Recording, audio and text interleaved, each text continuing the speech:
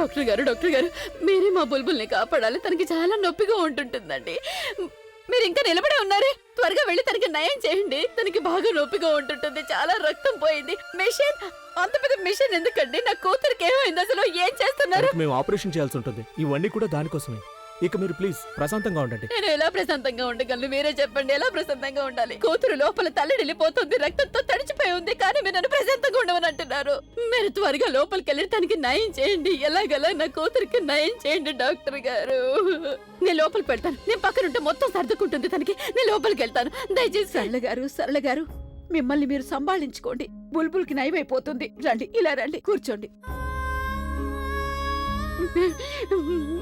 ఏ వైద్యం చేస్తున్నారో తెలియదు. అసలు వీళ్ళు ఏమీ చేయడం లేదు. ఇక్కడ నిలబడి ఉన్నారు, చూడటం లేదా? నా కూతురికి ఎంత నొప్పిగా ఉంటుందో. నన్ను కూడా వెళ్ళనివ్వడం లేదు లోపలికి. ఒకవేళ వీళ్ళు నా కూతుర్ని కాపాడలేదంటే నేను వీళ్ళని అసలు వదిలిపెట్టదు.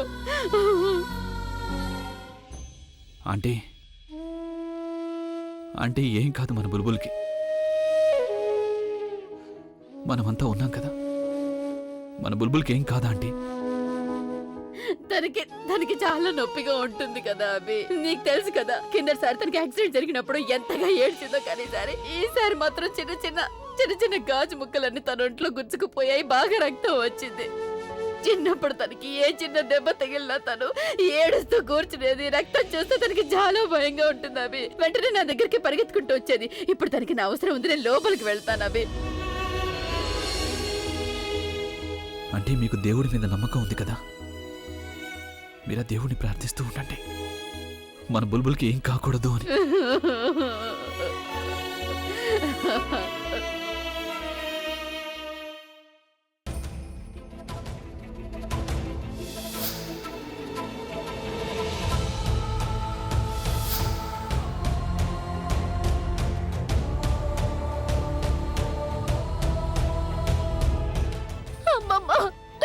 ఎందుకు ఇలా జరుగుతుంది అమ్మమ్మ? నా బుల్బుల్కి ఎందుకు ఇలా? తను ఎప్పుడు ఎవరికి అన్యాయం చేయలేదమ్మమ్మ, మరి తనకి ఎందుకు ఇలా జరుగుతుంది?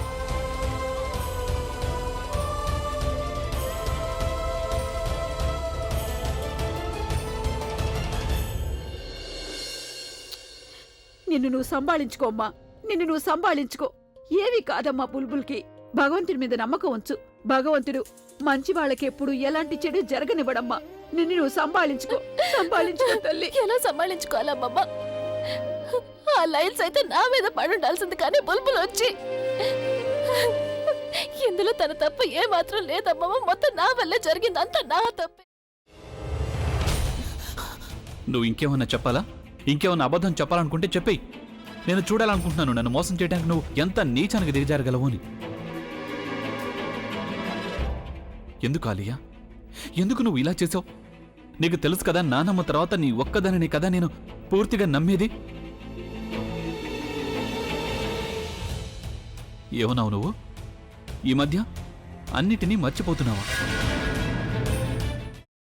అది చాలు. వాటిలో ఉన్న శక్తి విషయాన్ని గ్రహించి మనకు వివరిస్తాయి.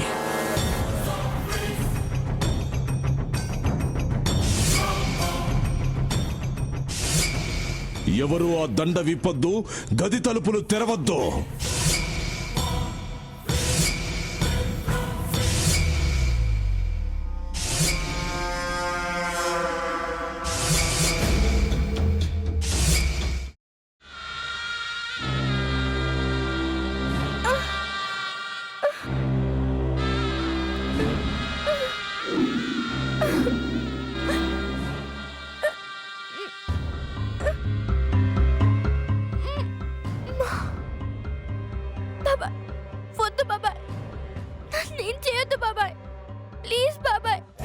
నీకు నిజం తెలిసినప్పుడే నా ఆలోచనలో నువ్వు చచ్చిపోయావు.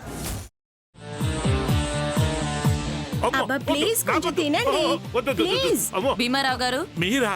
ఇగో మీరా కాదు, సక్కుబాయ్. అవును, మీ పనామే లేచిపోయిందని చెప్పి కంప్లైంట్ ఇచ్చినావు కదా. రేయ్, ఆయన కంప్లైంట్ ఇచ్చింది లేచిపోయిందని కాదు, కనిపించడం లేదు అని. అట్లానా? సరే మేడం. ఇడియట్. ఆ వంట మనిషి పేరేంటన్నారు? రత్తాలు మేడం. ఏం పెద్ద మంచి, నీ వంట మంచిని కూడా మేడం అని పిలుస్తావా? రేయ్ హాఫ్ బ్రెయిన్,